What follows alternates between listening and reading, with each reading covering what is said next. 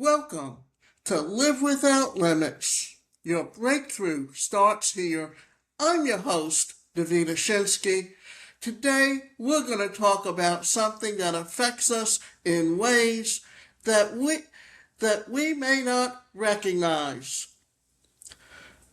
much later in life. And that's the home we grew up in before we went to school, entered the workplace, started and built our careers, created businesses. We were learning about life from people and the environment around us. We learned what love looked like. We learned how people handled disagreements. We learned whether it was safe to express an opinion. We learned how people talked about money. We learned what success meant. We learned how mistakes were handled. We learned whether taking risks was encouraged or criticized. And we began developing beliefs about something even more important, ourselves. This is why the question I want to explore today is what happens when the lessons we learned growing up no longer serve the person you want to become. Because understanding where your patterns came from is only the beginning. Personal development is about recognizing these patterns, questioning them, and deciding which ones deserve to come with you into your future. Your childhood may have helped you shape you. It doesn't have to control you. Now, for many of us, what happens? We take what we learn from our childhood into the home we create, and understanding exactly why those things have an effect on us long after we are grown. And unless we understand where it all comes from, unless we learn how to change our behavior, we will repeat all of these things over and over again. Your home was your first classroom. When you're a child, you don't have much to compare your family with. What happens in your home simply feels normal. If people communicate openly, that becomes normal. If nobody talks about feelings, that becomes normal. If mistakes are treated as opportunities to learn, you may become comfortable trying new things. But if every mistake brings criticism, embarrassment, or anger, you might learn something very different. You may learn, don't make mistakes. That lesson can follow you into adulthood. Years later, you're considering starting a business, applying for a promotion, writing a book, becoming a speaker, or trying something new, and suddenly you're afraid. You might call it fear of failure, but where did that fear begin? Maybe failure was never allowed when you were growing up. Maybe being wrong meant being criticized. Maybe taking risks was discouraged. That's why self-awareness is so important. Sometimes what we call our personality is actually a collection of behaviors we learn because they helped us function in the environment where we grew up. And once we understand that, we can begin asking, is this really who I am? Or is this something I learned? Now, this is very, very important because I can give you an example of what I went through as a child because this shows you exactly how society and the home you grow up in can really have a negative effect on you. But The difference is what is your natural behavior pattern can either keep holding you back or you can begin to understand and change it. For one thing, I grew up in a home that was very, very negative. I had a father that physically abused because that was the home he came from. I had a mother that psychologically abused because that was the home she came from. And together, they made a very toxic family. And understanding exactly how that can truly affect someone is so important. Because I can give you two examples. I am very much a high ID, very much an introvert. My older sister is very much of a D personality and very much of an introvert and a people pleaser. And in my case, we were both criticized. But in my case, I also experienced a lot of physical abuse simply because I tried to do things for myself and because I was so independent. And society said that if you have a disability, you do not exist. And in my sister's case, she's only deaf. And my parents felt if they put hearing aids on her and teach her to speak, she was not deaf. And then when they sent her off to deaf schools, she was shuttled from one home to another.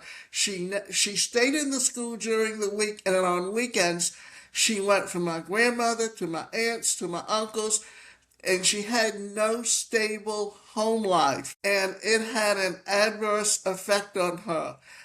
Because I'm very outgoing, I found friends that I can talk to. And as an adult, as I trained in psychology and mental health, I began to understand what was going on in the home.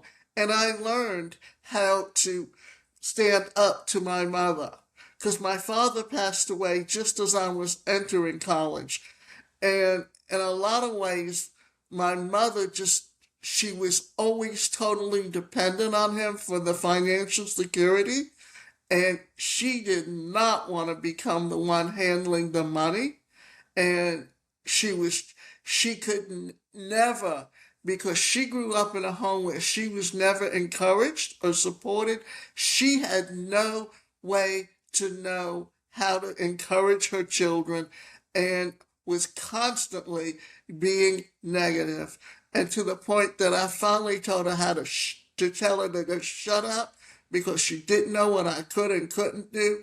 And one of the reasons that I am as independent as I am today is because I did not allow them to try to control me. And there were long periods of time when I had no contact with my mother, and I was the better person for it. But because society did not make it easy for me as someone with a disability, I struggled. And that's why I always ended up having to stay in contact with my mother or anyone in my family, because had I been able to achieve things on my own, I would have never stayed in touch with them because they were too toxic and too negative and not people I wanted to be around. Now, let's talk about the messages that we carry into adulthood. Families communicate messages in many different ways. Some are spoken directly, and you'll never be able to do that. People like us don't become successful. Money doesn't grow on trees. Stop dreaming. Be realistic. Don't make trouble. Other messages aren't spoken at all. You learn them by watching. Maybe you watch someone stay in a job they hated because they were afraid to take a chance. Maybe nobody in your family talked about money except when there wasn't enough for it. Maybe disagreement always turned into conflict. Maybe affection wasn't expressed. Maybe accomplishments were expected rather than celebrated. Or perhaps you grew up in a supportive home where independence, curiosity, and confidence were encouraged. These experiences matter too. Whatever environment you experienced, you absorbed messages from it. And these messages can become beliefs. The problem is that we don't always recognize them as beliefs. We experience them as fact. We can't do that. I'm not enough. I should ask for help. I have to make everyone happy. I can't trust people. I have to prove myself. I can't afford to take risks. And here's something important. A belief can feel true without actually being true. So here's the first reflection question. What did your childhood teach you about yourself? And then, how much of that do you still believe today? Now, let me explain to you something. I only have one, well, it's not showing up, one hand that I can use. I learned to tie my shoes myself. I learned to do many things that a lot of people have a hard time doing with one hand because I had no choice.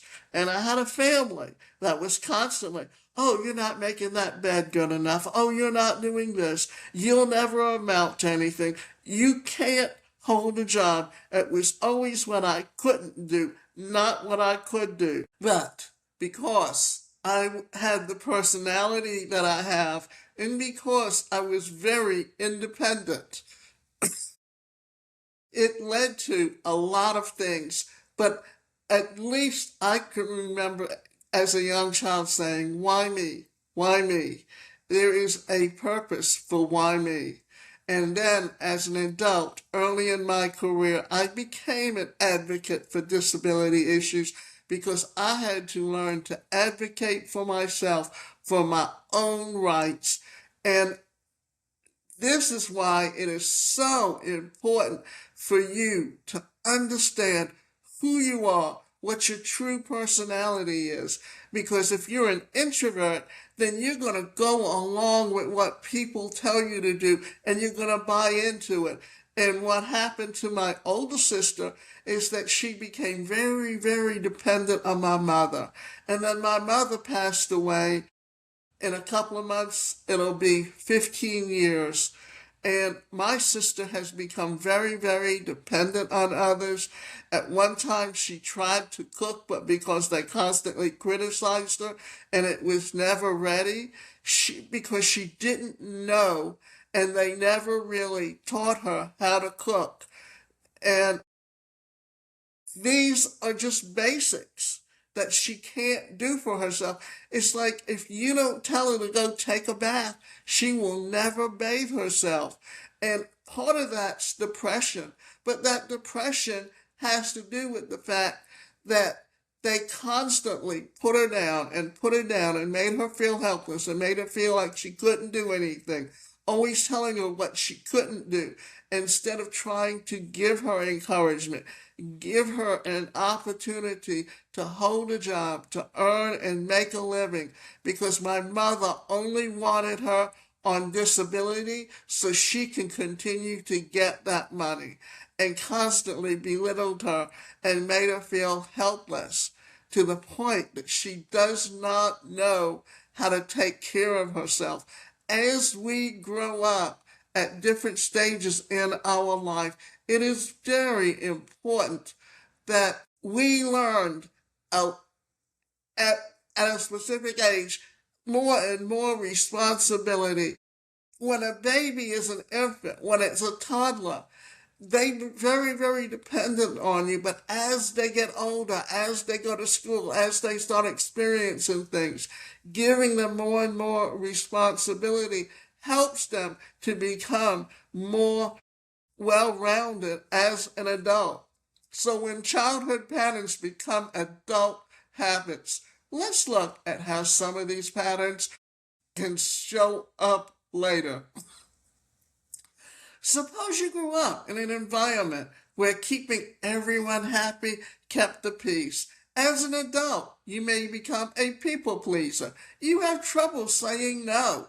You take on too much. You put everyone else's needs ahead of your own.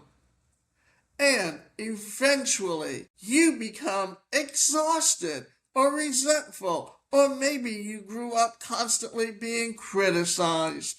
As an adult, you become a perfectionist. You spend hours making something perfect because somewhere hidden inside you, you're trying to protect yourself from criticism.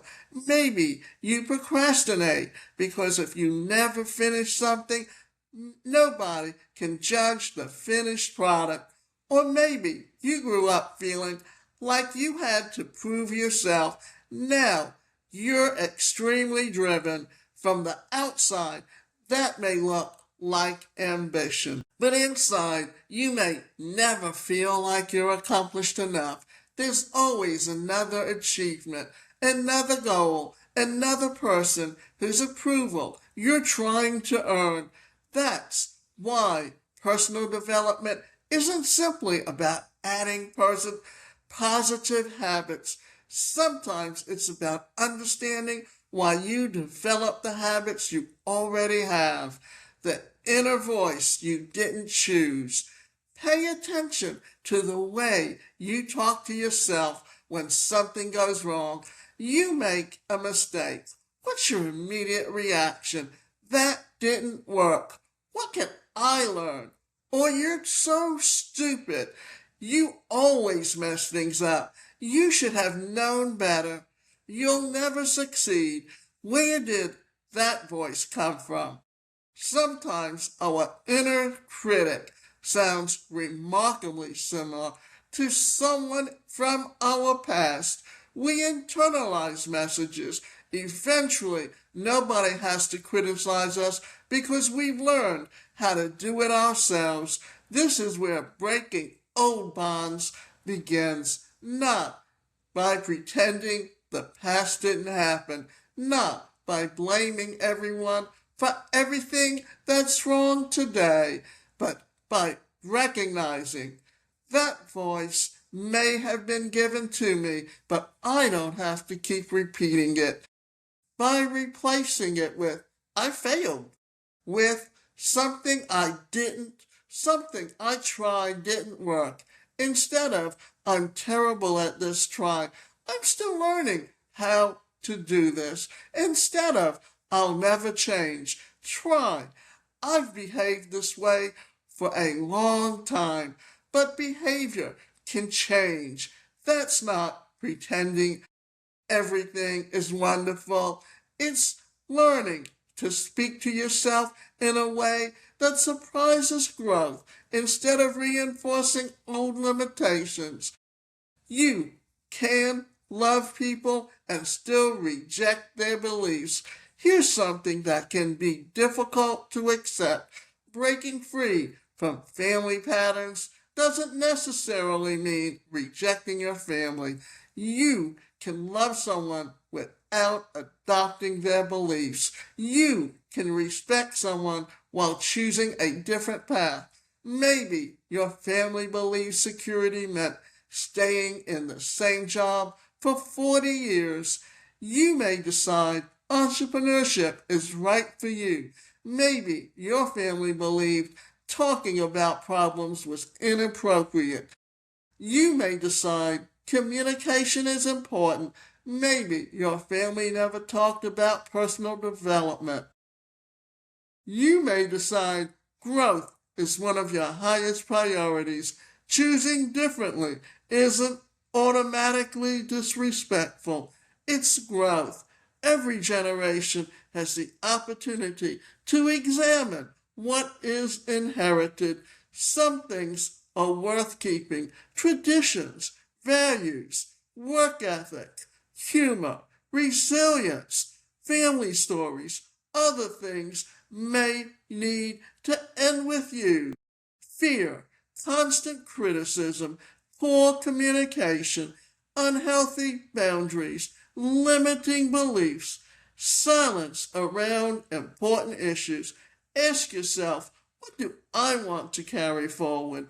And what needs to stop with me? These are powerful personal development questions. Now, understanding that we can change our behavior, but we need to understand exactly why and how these things happen.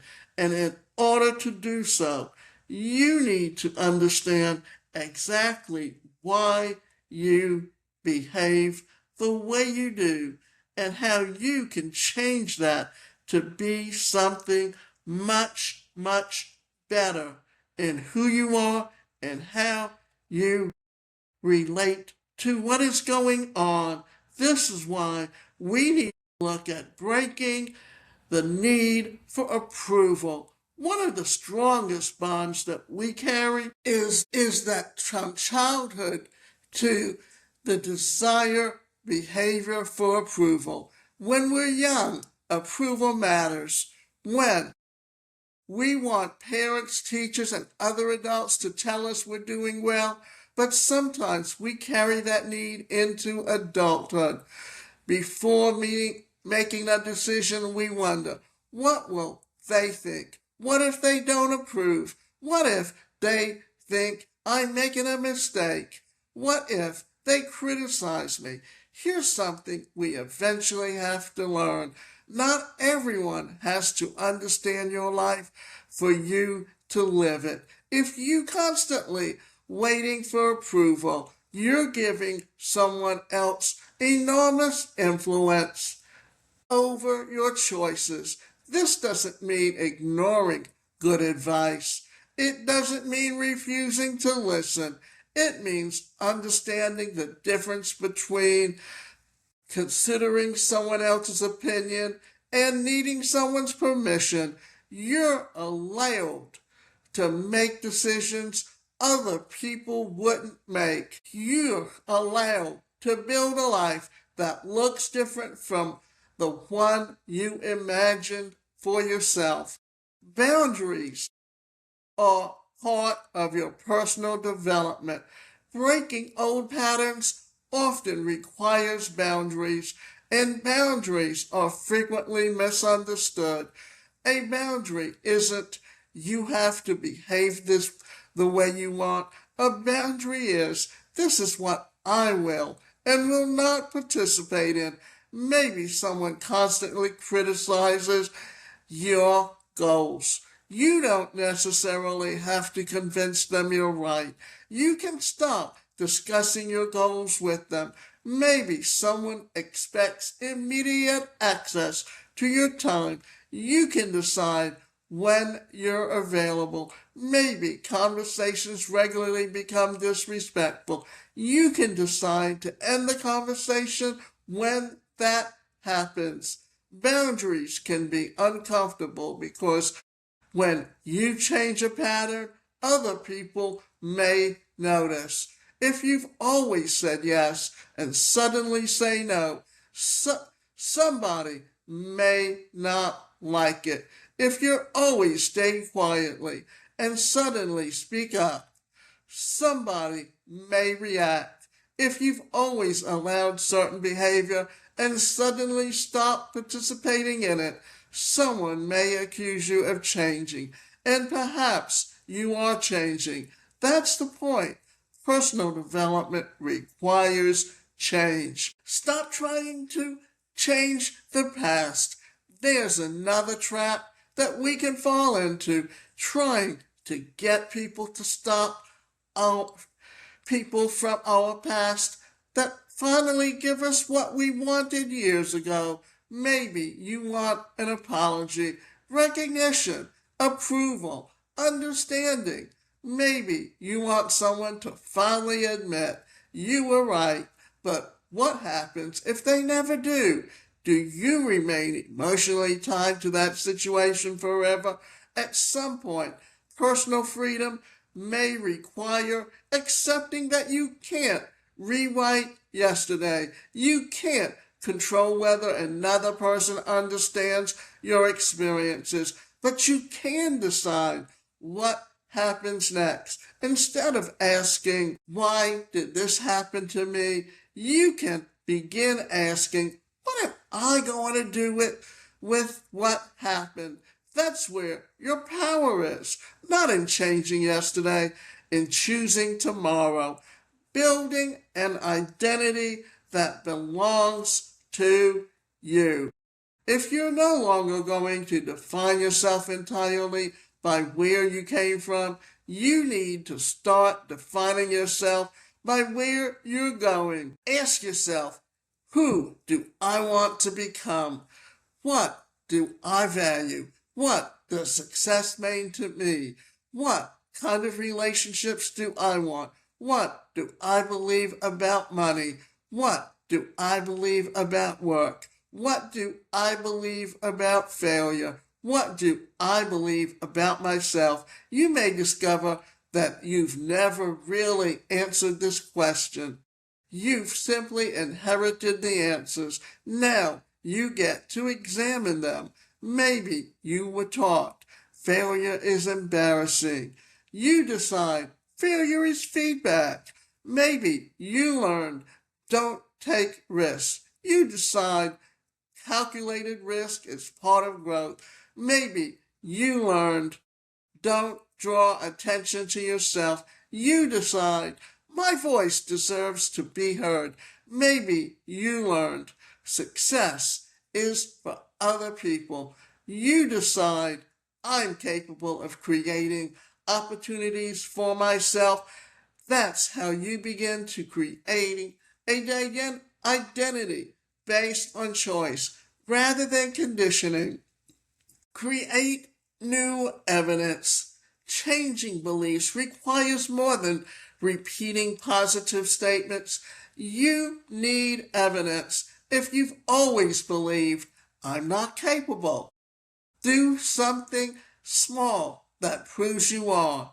If you always believed, I can't speak up, express your opinion. If you've always believed, I can't say no to one unnecessary obligation. If you've always believed, I'm not good with money, create a simple budget and follow it for the week. If you always believed, I could never start something on my own, take the first step. Every action creates evidence, and evidence begins challenging old beliefs. Eventually, your mind starts saying, maybe I'm not who I thought I was, and that's where transformation begins. The 7-day Breaking Old Patterns Challenge. I want to leave you with a challenge for the next 7 days. Identify the message. What? Write down one message from your childhood that still influences you. Maybe it's, I'm not good enough. Don't take risks. Keep everyone happy. Don't make mistakes. Day 2, question it. Ask, is this actually true? What evidence supports it? What evidence contradicts it? Now on day 3, identify the pattern. How does the belief affect your behavior today?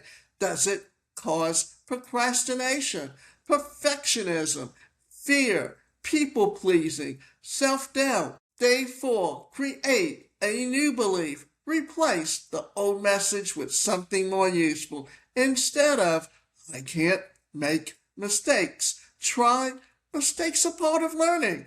Day 5, take one action. Do something that supports the new belief. Make the call.